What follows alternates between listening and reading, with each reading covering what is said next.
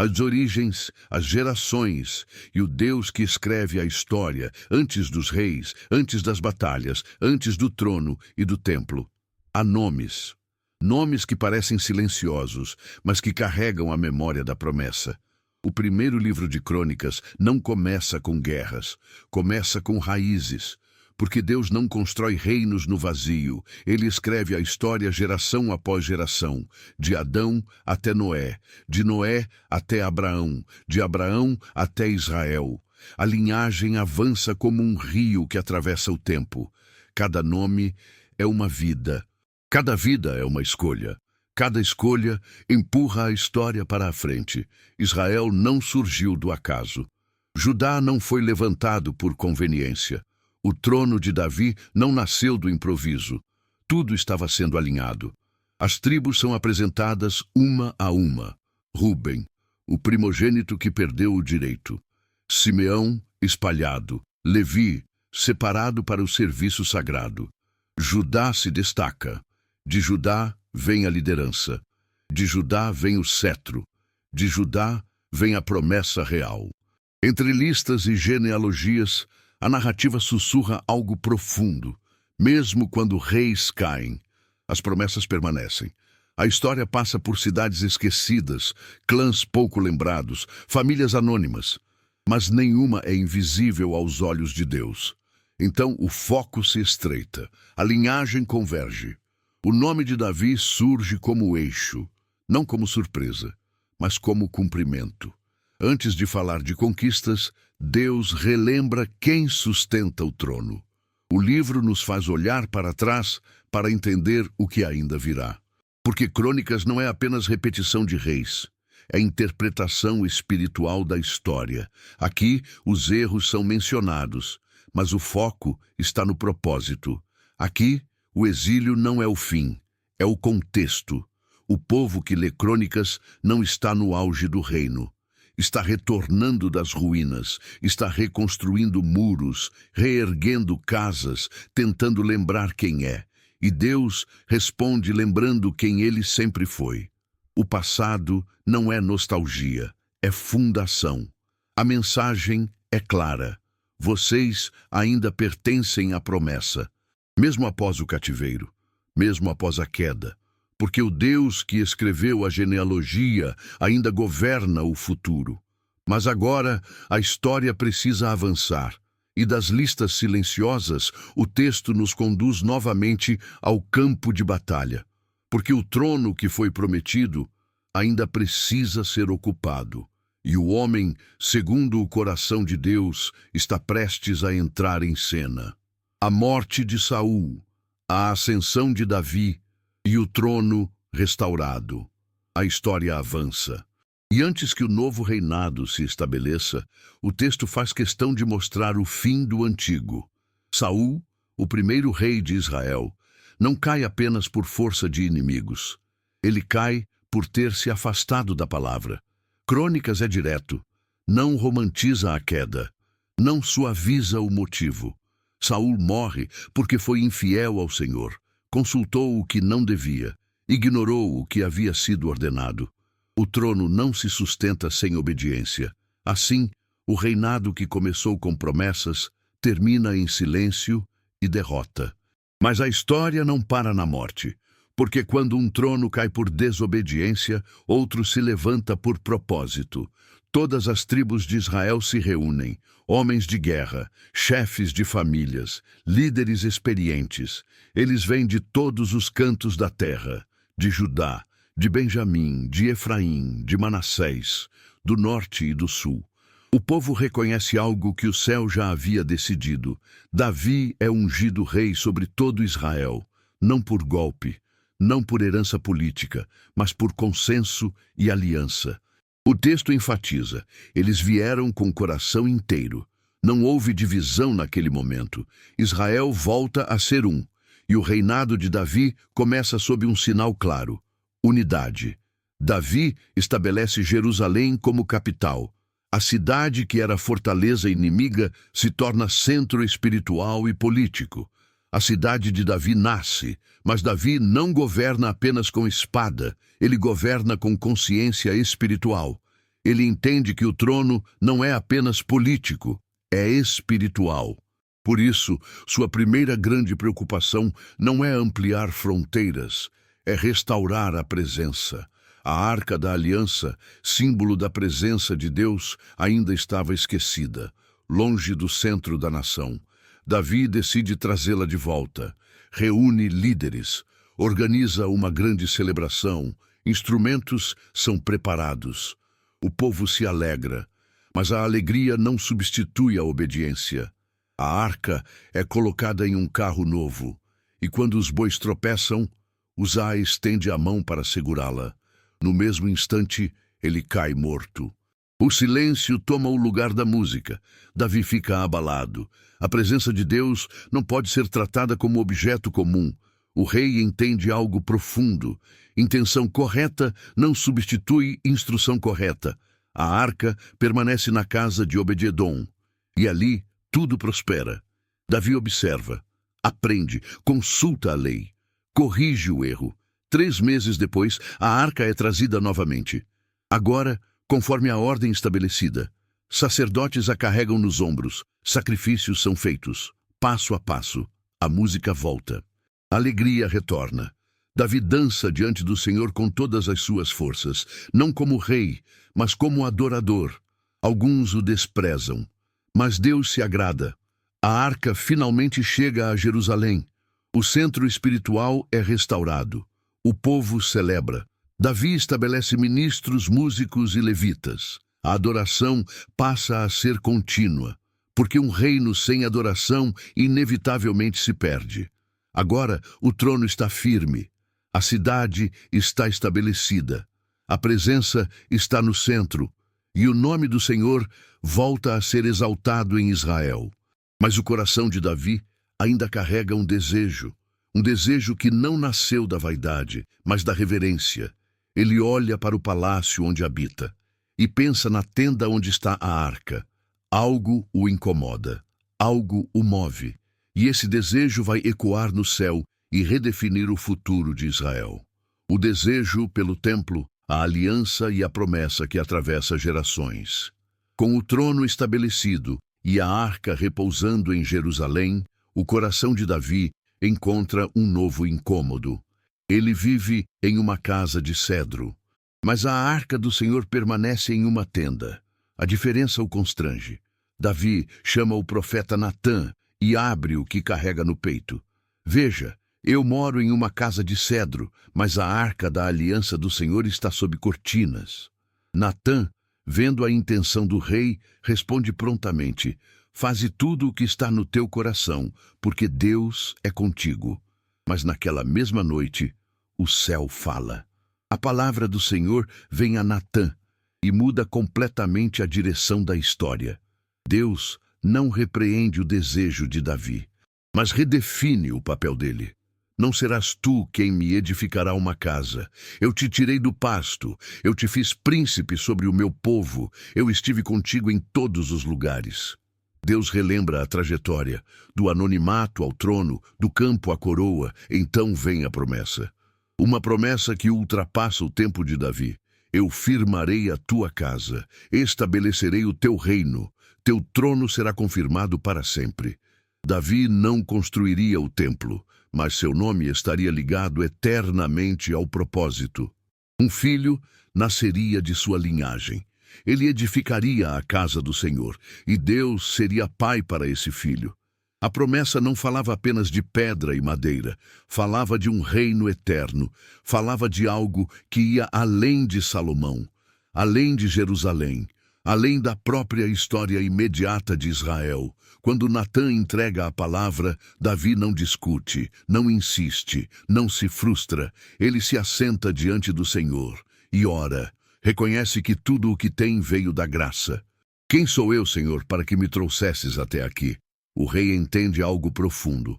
Nem todo desejo santo é missão pessoal. Alguns desejos nascem para preparar a próxima geração. A partir daquele dia, Davi muda o foco. Se não pode construir, vai preparar. Ele começa a juntar ouro, prata, bronze, madeira, pedras preciosas. Organiza tudo com cuidado. Nada é improvisado. Ele convoca líderes, reúne chefes, instrui o povo. A casa que ainda não existe já começa a ser planejada.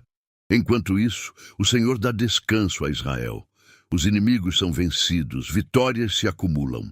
Davi derrota filisteus, moabitas, edomitas e amonitas.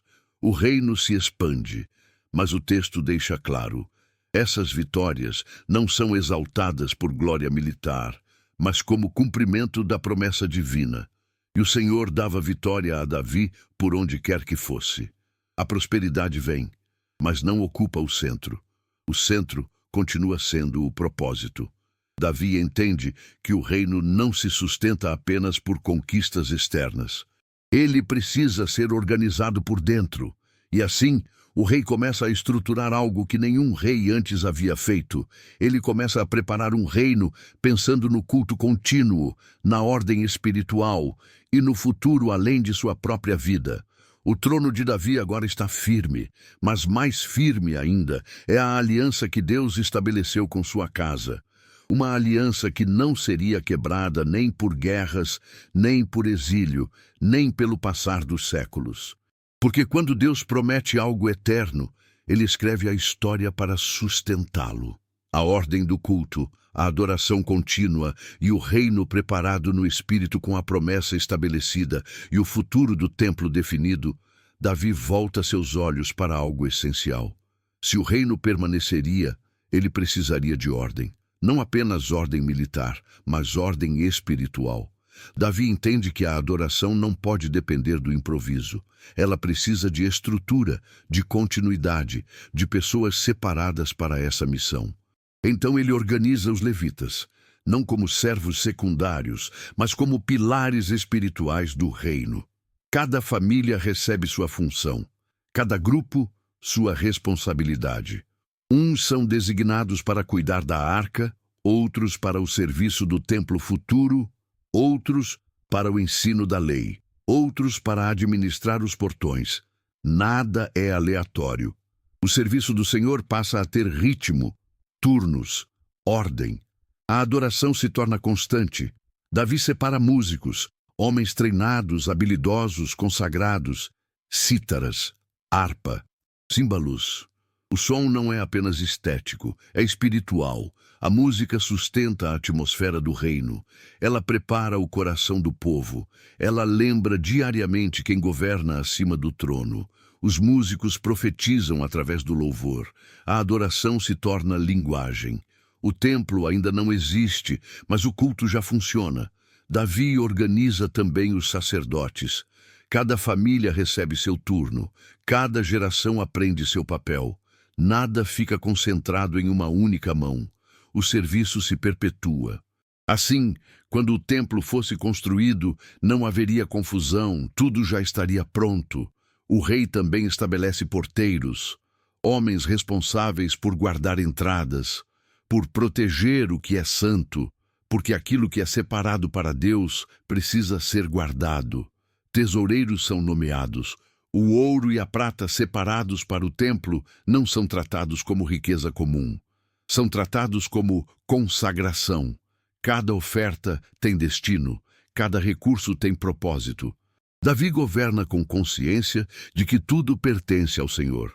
Ele entende que o maior inimigo do reino não é um exército estrangeiro, é a desordem espiritual.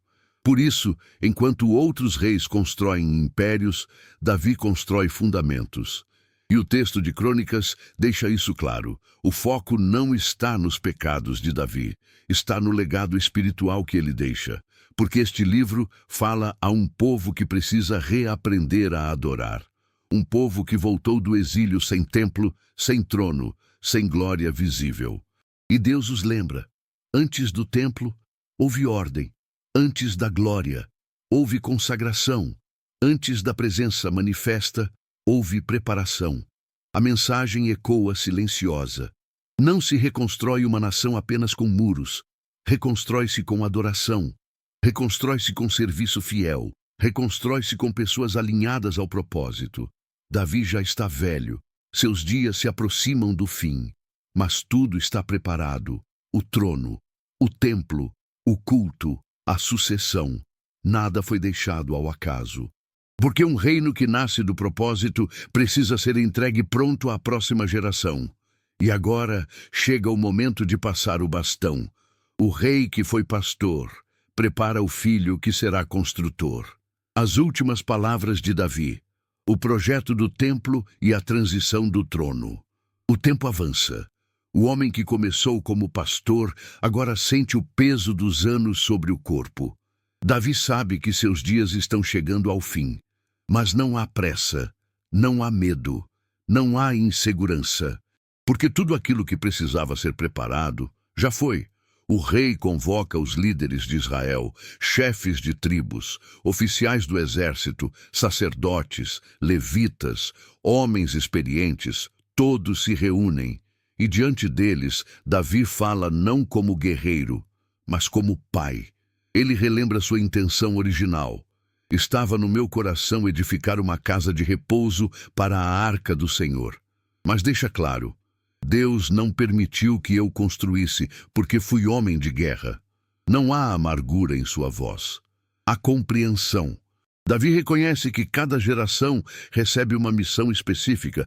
Ele então aponta para Salomão, ainda jovem, inexperiente, mas escolhido. Meu filho Salomão, a quem Deus escolheu, é jovem e inexperiente, e a obra é grande. O templo não seria apenas um edifício nacional. Seria uma casa para o nome do Senhor. Uma obra que exigiria excelência, reverência e obediência absoluta. Davi entrega a Salomão tudo o que preparou. Plantas detalhadas, medidas exatas, divisões internas, local do altar, lugar do Santo dos Santos. Nada é improvisado. O projeto não nasce da mente de Davi. Ele declara algo decisivo. Tudo isso o Senhor me fez entender por escrito, pela sua mão sobre mim. O templo não é ideia humana, é revelação. Davi também entrega materiais em abundância: ouro refinado, prata pura, bronze incontável, pedras preciosas, madeira de cedro, tudo separado ao longo dos anos. Além disso, Davi faz algo que marca profundamente o povo. Ele não exige oferta, ele oferta. Do seu próprio tesouro pessoal, ele separa ouro e prata para a casa de Deus. Depois pergunta: quem hoje se dispõe a consagrar-se ao Senhor? O ambiente muda, líderes respondem, chefes oferecem, o povo contribui voluntariamente, não por obrigação, mas por alegria. A generosidade se espalha. O texto diz que o povo se alegra profundamente por oferecer de coração inteiro. Davi ora, reconhece que tudo vem de Deus, porque tudo vem de ti e das tuas mãos tu damos. Não há exaltação humana. Tudo retorna à fonte. Davi, então, abençoa Salomão diante de todos. Entrega-lhe o encargo. Exorta-o com palavras firmes. Sê forte e corajoso. Faze a obra. Não temas. Não te espantes. Ele lembra ao filho que Deus não o abandonará até que toda a obra esteja concluída. O rei também orienta os líderes. Ajudai Salomão. A transição não é apenas de trono, é de responsabilidade coletiva. O reino não depende apenas de um homem, depende de um povo alinhado. Naquele momento, Israel não está apenas coroando um novo rei, está selando uma continuidade espiritual. Davi não construiu o templo, mas construiu algo maior. Construiu um caminho. Construiu uma estrutura espiritual que permitiria à próxima geração avançar sem começar do zero. E assim, o velho rei conclui sua missão, não com espada em punho, mas com legado entregue. O pastor que se tornou rei agora entrega o rebanho nas mãos do próximo líder. E o futuro, pela primeira vez em muito tempo, parece seguro. O fim de Davi, a consolidação de Salomão e a esperança que permanece. O tempo de Davi chega ao fim. O homem que começou entre ovelhas, que enfrentou gigantes, que fugiu de reis, que uniu tribos e que preparou um reino, agora descansa. Davi morre em boa velhice, cheio de dias, cheio de honra, cheio de história. Não é lembrado apenas como guerreiro, nem apenas como rei. é lembrado como aquele que alinhou o trono à vontade de Deus. Seu reinado não foi perfeito, mas foi fundamentado. E isso fez toda a diferença.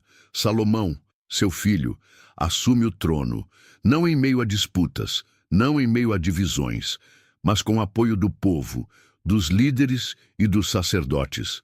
O texto enfatiza algo essencial. O Senhor engrandeceu a Salomão sobremaneira. A mão de Deus repousa sobre o novo rei. Salomão começa a governar com estabilidade, com paz nas fronteiras e com recursos abundantes. Tudo aquilo que Davi preparou em silêncio, Salomão agora recebe em plenitude.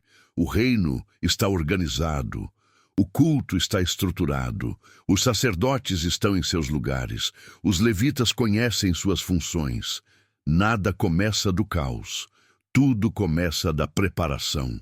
O trono de Israel, neste momento, alcança um nível de estabilidade que poucas vezes havia experimentado. Mas Crônicas não se detém nos detalhes políticos. O foco permanece espiritual. Porque este livro não foi escrito para exaltar reis, mas para lembrar um povo quem governa acima deles. O autor fala a uma geração que retornou do exílio.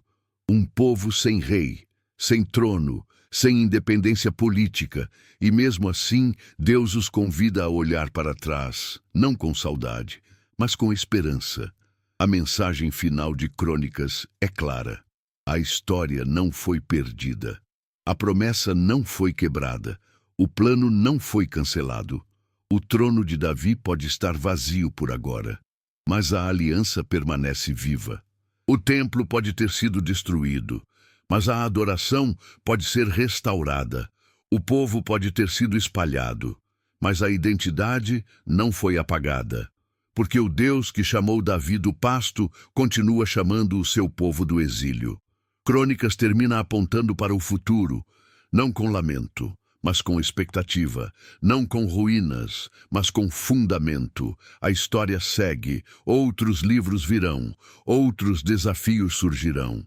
Mas a certeza permanece. Quando Deus escreve a história, nem o tempo, nem o cativeiro, nem a queda dos reinos são capazes de apagar suas promessas. E assim se encerra o primeiro livro de Crônicas. Não como um fim definitivo, mas como um lembrete eterno. A fidelidade de Deus atravessa gerações.